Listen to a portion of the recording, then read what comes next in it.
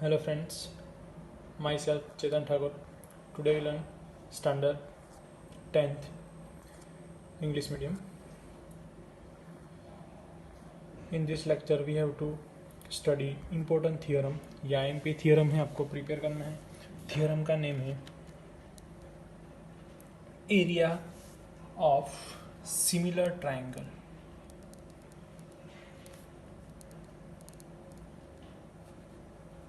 In this theorem we have to learn two triangles and two triangles have equal area.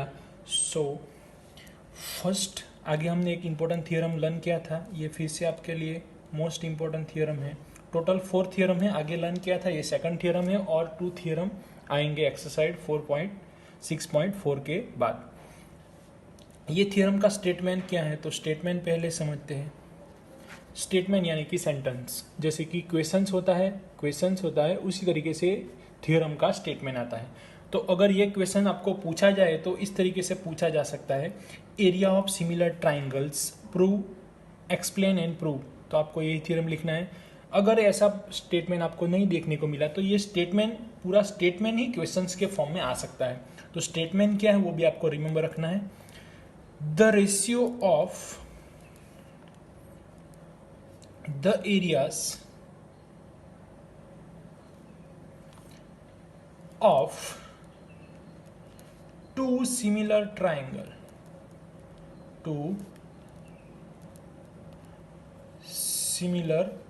triangles is equal to the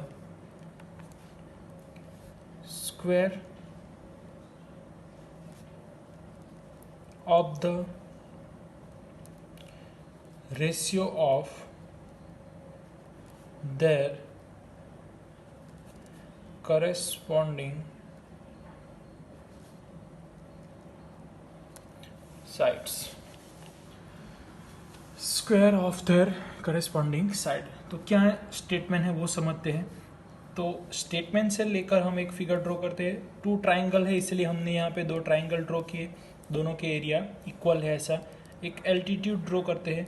तो AM is altitude and ABC is a triangle. In similar way here PQR is a triangle and PN is a right angle triangle. तो ये 90 degree है, यहाँ पे ये 90 degree है.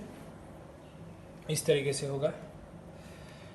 तो statement फिर से समझते हैं. Ratio of their area of 2 similar triangle, यानी कि दोनों ट्राइंगल के एरियाज का रेशियो लेना है. वो किससे सिमिलर है, equal to the square of ratio of their corresponding side. यानी कि 2 ट्राइंगल का एरिया का जो रेशियो है वो रेशियो किससे इक्वल है, करस्पॉन्डिंग साइड के स्क्वायर से इक्वल है.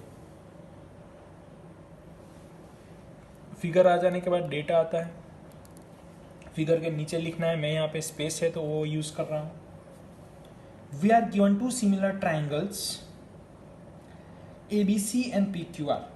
It means we are given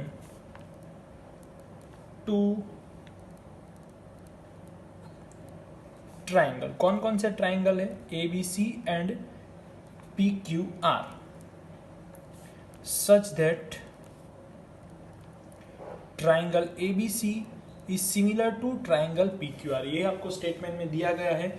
और टू प्रूव क्या करना है आपको, तो पहले तो एरियाज का स्क्वायर यानी कि area of triangle ABC divide by AR लिखते हैं. तो वो एरिया का सिंबल है, वो 9th स्टैंडर्ड में सीख चुके हैं. तो वहाँ पे सिंबल लिखा हमने. किससे इक्वल है वो एरिया, किससे इक्वल है, करस्पॉन्डिंग साइड से. तो AB की करस्पॉन्डिंग साइड PQ होगी और ये पूरा square. All sides are equal, BC divide by QR square and AC divide by PR square. तो इस तरीके से ये होगा AB BC QC PQ QR PR, इस तरीके से होगा. नाउ ये प्रूव करना है तो हम स्टार्ट करते हैं प्रूफ स्टार्ट करने के लिए क्या दिया गया आपको, triangle ABC is similar to triangle PQR, ऐसा आपको दिया गया है. अब स्टेप बाय स्टेप समझते हैं. AM and PN are altitude, ये एल्टीट्यूड है। उसके बाद हमें पता है कि area of triangle A B C is equal to 1/2 base into altitude, base into altitude, ये इक्वेशन ही है। तो 1/2 बेस बी सी हुआ, एल्टीट्यूड कौन हुआ, ए एम हुआ। उसी तरीके से area of triangle P Q R is equal to 1/2 गुण multiply by Q R into P N. तो फर्स्ट इक्वेशन और ये सेकंड इक्वेशन, ये हुआ। अब क्या लेना है हमें, रेशियो लेना है। तो area of triangle A B C का रेशियो लेना है पी क्यू आर से। तो इक्वेशन 1 क्या है आपका, B C into A M 1/2 into Q R into P N, 1/2 cancel, so remains part B C divide by Q R into A M divide by P N, ये हुआ equation number 3। तो friends इतना complete हुआ, ये जो area था वो complete हुआ। अब क्या करना है हमें, बीसी का तो स्क्वायर चाहिए, यानी कि एएम और पीएन दोनों एल्टीट्यूड है, उसको सिमिलर दिखाना है आपको ये साइड से। तो वहां से अब हम स्टार्ट करते हैं। कौन सा ट्राइंगल, तो A B M and triangle P Q N. यहाँ तक हमने जो हमारा बेसिस था वो ही फॉलो किया है। Area of triangle 1/2 base into altitude, तो वही बेस इंटू एल्टीट्यूड लिखा, बेस की value B C, altitude A M. उसी तरीके से पी क्यू आर के लिए लिखा, ए बी सी के लिए लिखा। ये कंप्लीट हो गया। और ये कंप्लीट हो जाने के बाद क्या किया हमने, A B C and P Q R का रेशियो ले लिया। रेशियो लेने के बाद 1/2 कैंसिल हो गया, तो आपको ये वैल्यू मिली। अब हमें ये जो वैल्यू थी उसको चेंज करना है B C divide by Q R में। तो वो कैसे कर सकते हैं, तो उसके लिए हमने दो ट्राइंगल लिए, ए बी एम का एंड पी क्यू एन का। ये ट्राइंगल लेने के बाद हमें दो एंगल मिले, angle B is equal to angle Q, ये मिला आपको। दूसरा जो एंगल है वो ऑलरेडी इक्वल है, परपेंडिकुलर है, क्योंकि ए एम जो है वो बी सी से परपेंडिकुलर है एंड पी एन जो है वो क्यू आर से परपेंडिकुलर है। तो by angle angle theorem A B M is similar to triangle P Q N, angle criterion भी लिख सकते हैं आप, या तो फिर क्राइटेरियन लिख सकते हैं, या तो फिर थियरम, एंगल थियरम भी आप लिख सकते हैं। एंगल थियरम ही है।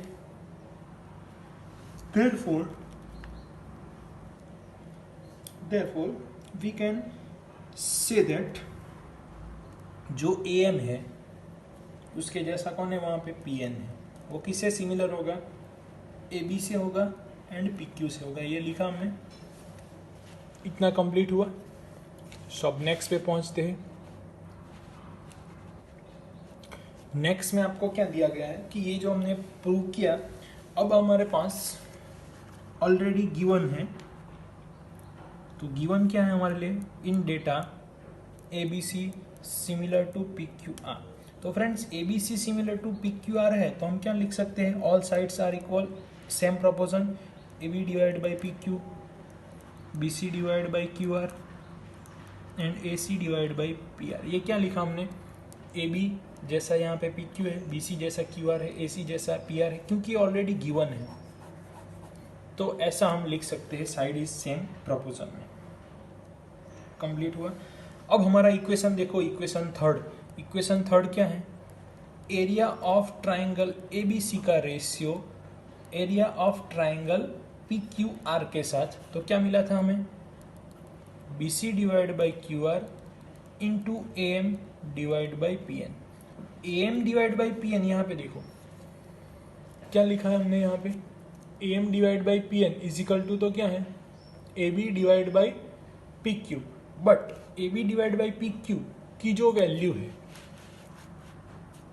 वो क्या है, बी सी लिख सकते हैं, ए सी लिख सकते हैं। तो फ्रेंड्स ये इक्वेशन नंबर 4। नेक्स्ट लिखते हैं, by equation number 4 we can say that area of triangle A B C ratio area of triangle P Q R is equal to B C divide by Q R, and ये जो A M है उसकी जगह पे भी हम ये B C divide by Q R लिख सकते हैं। तो ये इनडायरेक्टली क्या हो गया, B C square and Q R square, it means B C divide by Q R whole square is equal to area of ABC. ये ऐसा आपको एरो नहीं करना है, आपको यहाँ पे लिखना है statement, area of triangle ABC, area of triangle P Q R is equal to B C divide by Q R whole square, ऐसा लिखना है। तो वी गेट, प्रूव हो गया आपका theorem, area of triangle ABC, area of triangle P Q R is equal to A B divide by P Q, BC divided by QR and AC divided by PR whole square। तो ये theorem अगर आए तो आपको इस तरीके से लिखना है। तो ये थियरम इम्पोर्टेंट है, एक बार आपको रिवाइज कर लेना है।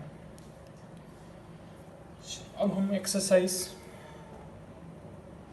6.4 question number 1। In exercise 6.4 question number 1, details are given,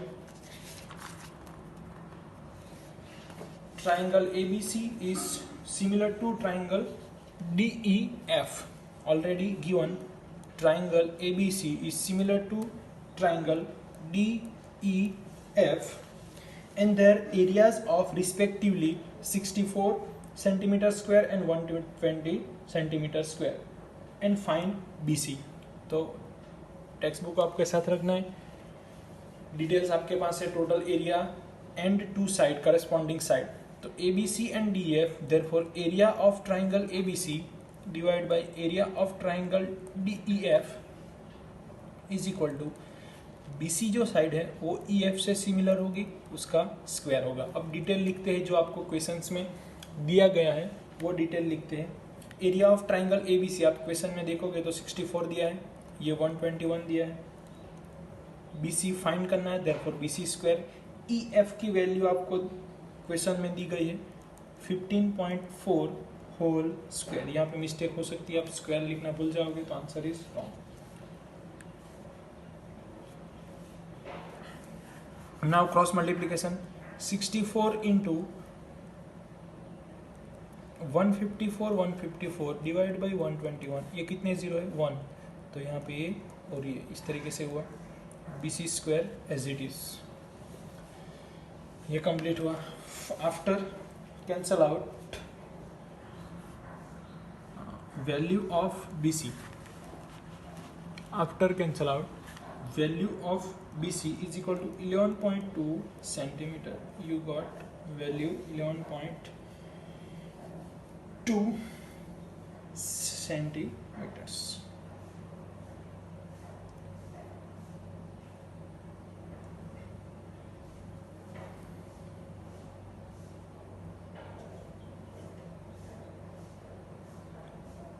तो ये वैल्यू आपको मिलती है यहाँ पे।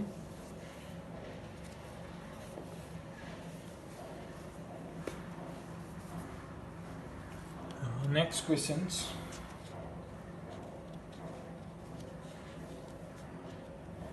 तो यहाँ पे आपको टोटल ये क्वेश्चंस हमने सॉल्व किए। एक बार थियरम आपको देख लेना है, थियरम के साथ एक और क्वेश्चंस कंप्लीट कर लेते हैं।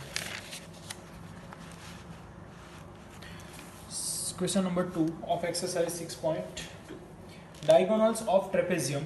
तो पहले तो हमें ट्रेपेजियम ड्रॉ करना होगा। ट्रेपेजियम की फिगर आपको इस तरह से आएगी, two sides are parallel. Diagonals of A B C D, तो हम नेम दे देते हैं A B C D.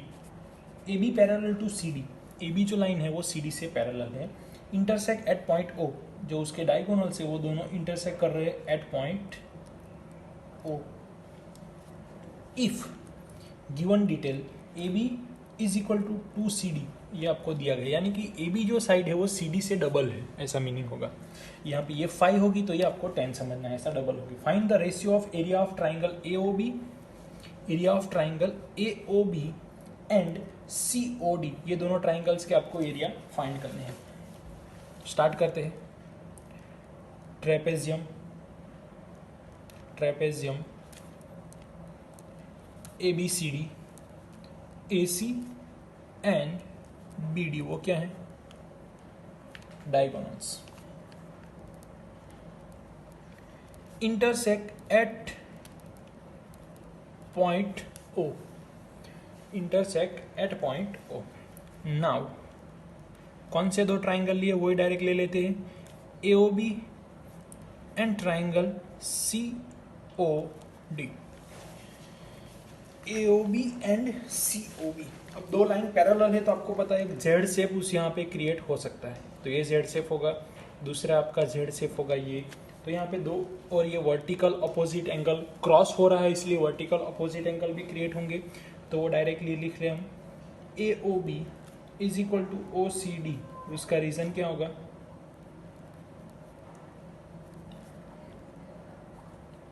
Alternate angle. Next ODA is similar to ODC, ODC यानी कि OBA, ये जेड शेप और ये दोनों Z shape, reason is equal, same ये रीजन आएगा।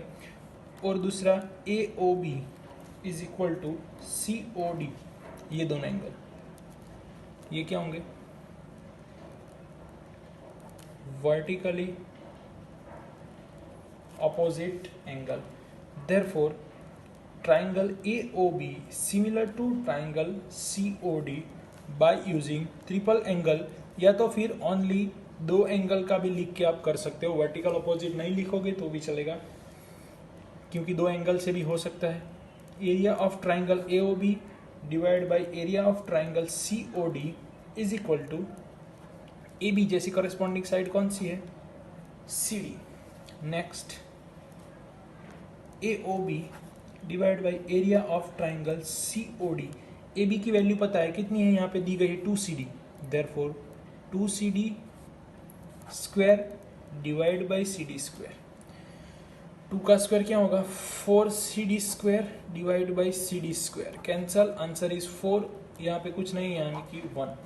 तो अब आपको रेशियो मिल गया, ratio of triangle ABC is equal to 4:1, यानी कि 4:1 ऐसा लिख सकते हो, या तो फिर 4:1 लिखो, या तो फिर ऐसे 4/1 लिखो, तो आपको इस तरीके से रेशियो मिल सकता है। तो फ्रेंड्स यहाँ पे हमने 2 क्वेश्चंस कंप्लीट किए और 1 थ्योरम कंप्लीट हुआ, तो ये आपको प्रिपेयर करना है, नोटबुक में राइट डाउन करना है, इंपॉर्टेंट थ्योरम है तो स्पेशली उस पर फोकस करो और ये सम अकॉर्डिंग टू दिस थ्योरम, तो इस तरीके से आपको ये लर्न करना है। Thank you.